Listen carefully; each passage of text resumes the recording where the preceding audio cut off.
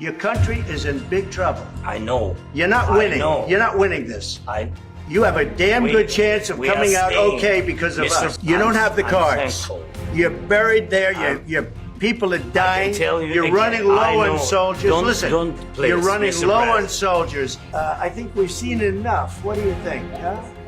This is going to be great television, I will say that. Well, if I didn't align myself with both of them, you'd never have a deal. You want me to say really terrible things about Putin and then say, "Hi, Vladimir, how are we doing on the deal?" That doesn't work that way. I'm not aligned with Putin. I'm not aligned with anybody. I'm aligned with the United States of America. And for the good of the world, I'm aligned with the world.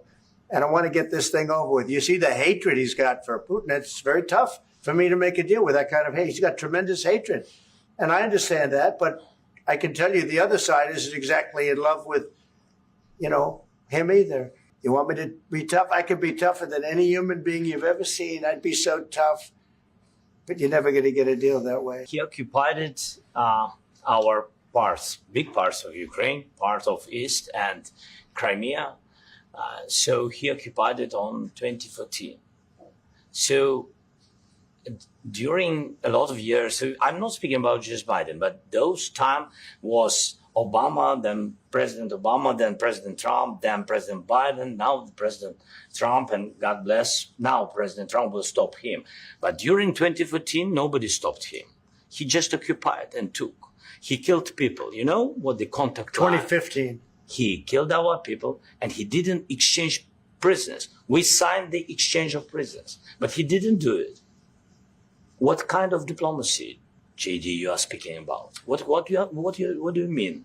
I'm talking about the kind of diplomacy that's going to end the destruction of your country. Yes, but if you Mr. President, with respect, I think it's disrespectful for you to come into the Oval Office and try to litigate this in front of the American media. Right now, you guys are going around and forcing conscripts to the front lines because you have manpower problems. You should be thanking the president for trying to bring an end to this country. A lot of questions. Let's start from the beginning. Sure. First of all, during the war, everybody has problems. Even you, but you have nice ocean.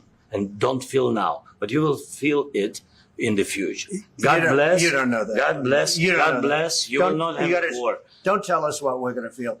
We're trying to solve a problem. Don't tell us what we're going to feel. I'm not telling you. Because you're in no position to dictate that. Remember this. You're in no position to dictate what we're going to feel.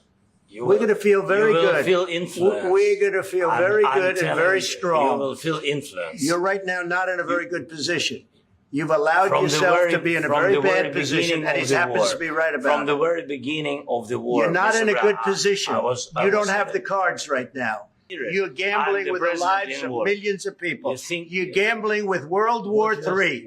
You're gambling with World War III.